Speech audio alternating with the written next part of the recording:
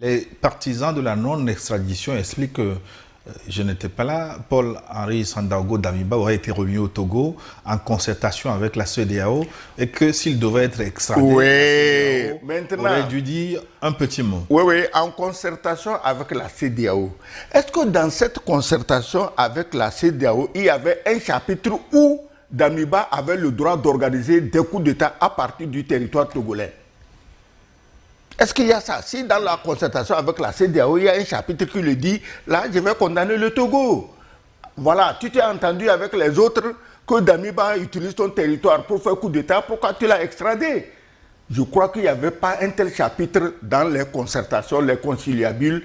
Et quand ça se passe, tu es ici, tu écoutes les gens, hein, c'est le Togo qu'on a incriminé. Ah, le Togo refuse d'extrader Damiba. Les gens disent même que c'est le président du conseil qui organise lui-même coup d'État au Burkina Faso. Les gens très informés, hein, ils disent, bon voilà. Donc c'est le Togo qui est incriminé. Et quand le Togo était incriminé, quand le nombre de fois où on a mis Damiba en garde, il a eu des mises en garde. Qu'est-ce que la CEDEAO a dit? Est-ce que tu as appris depuis 2024 ou 2023, quand on disait Damiba fait coup d'État, est-ce que tu as appris que la CEDEAO a dit à Damiba, mais fais attention, c'est avec notre concours que tu as trouvé une place au Togo. Donc tu ne peux pas nous trahir. Donc apparemment, la CEDEAO l'avait soutenu en préparation de coup d'État au Burkina parce que la CEDEAO n'aime pas les pays de l'AES. Alors, comment tu veux que le Togo se laisse prendre dans cette mélasse? Lequel des pays de la CEDEAO est venu dire au Togo, bon, donne-le nous. Même si on vous le donne, ce qu'il a déjà fait, il faut qu'on le juge pour ça. Je ne connais aucun des pays de la CEDEAO qui serait content d'apprendre qu'il y a un pays voisin chez qui des gens sont logés et qui organisent des coups d'État chez eux. Je ne connais aucun d'entre eux. Et c'est normal. Donc quand on me dit que non, c'est concertation avec la CEDEAO, première question, est-ce qu'il y avait une clause où Damiba, à partir du Togo, devait déstabiliser le Burkina? Non. Quand on a mis le président Damiba en garde, qu'est-ce que la CEDEAO a dit? Est-ce qu'elle est intervenue? Ou bien au niveau de Damiba directement, ou bien au niveau des responsables togolais pour dire, écoutez, nous vous soutenons, on ne va pas laisser Damiba salir votre nom. Non, au contraire, ils se sont même investis avec leurs communicants toxiques pour dire, ah, c'est le Togo même qui fait coup d'État. Le Togo vous prouve qu'il ne fait pas coup d'État. On l'a envoyé dans son téléphone, on va voir qu'est-ce qu'il a comploté avec le Togo. Et si on ne voit pas dans le téléphone, il parlera.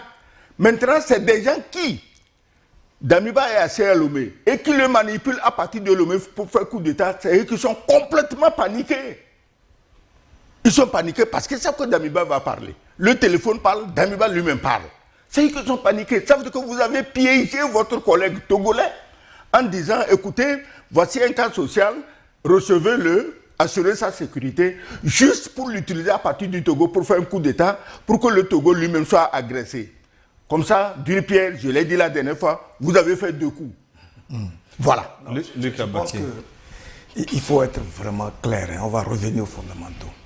En matière d'asile politique, le premier principe, c'est le devoir de réserve. C'est la neutralité. C'est que tu es en situation, tu deviens un cas social, on te récupère pour te sécuriser.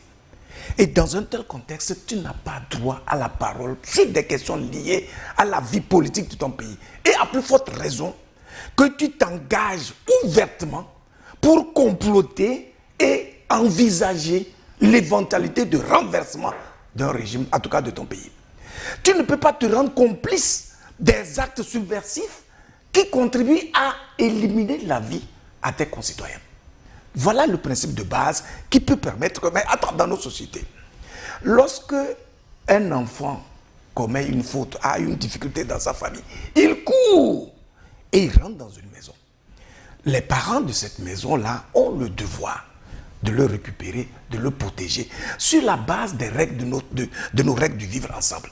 Et le parent va dire, non, non, laisse, il est déjà venu se réfugier chez moi, je m'occupe de lui, je vais le redresser, et puis voilà. Et donc, obliger cet enfant n'a plus le droit, depuis ma maison, de jeter des pierres, de lancer des pics, ou de faire quoi que ce soit qui compromettrait, moi, ma propre sécurité et même ma crédibilité. Voilà le contexte. Et donc si aujourd'hui, avec tout ce qui a été dit par les autorités burkinabées, par les complices de Damiba, il est vraiment avéré que Damiba, depuis son refuge togolais, était devenu un acteur primordial et principal qui vise à déstabiliser l'État burkinabé. Mais le Togo n'a aucune raison de le garder. Et de toutes les façons, le fait qu'on le ramène chez lui n'est pas encore une fin en soi. Le Togo, dans son communiqué, a indiqué que l'État burkinabé a donné la garantie d'assurer justement ses droits et de lui garantir un procès équitable et puis donc d'exclure l'éventualité de la peine de mort, etc. Donc ce sont des éléments qui convainquent justement l'État togolais parce que justement c'est ce que l'État togolais lui garantissait ici. Ah, maintenant, si cela lui est garanti, alors lui-même, il a tout intérêt à se prononcer sur ces faits-là, si tant était qu'il est innocent. Il ne faudrait pas que les gens nous donnent le sentiment que oui, parce que tu as été un dirigeant, donc ta vie vaut largement plus que celle des autres citoyens qu'on tue chaque jour par ton axe, par tes œuvres, par tes plans conspirateurs qui visent à déstabiliser ton propre pays. En tout cas, pour le moment, nous considérons qu'il y a la présomption d'innocence. Damiba a le privilège aujourd'hui, une fois dans son pays, de faire face à la justice et de sortir sa part de vérité. C'est important pour lui-même, c'est important pour les autorités burkinabées, c'est important pour le peuple burkinabé, c'est important pour la communauté internationale, tout simplement. Mais il y a un paradoxe, chers invités. La justice, justement, qu'elle a extradé, a évoqué des chefs d'accusation allant du détournement de deniers publics au blanchiment de capitaux. Pourquoi les crimes financiers sont-ils mis en avant par rapport au complot de déstabilisation dont nous parlons jusqu'à présent? Tu sais, personnellement, c'est mon opinion personnelle. Je n'oblige personne à la partager avec.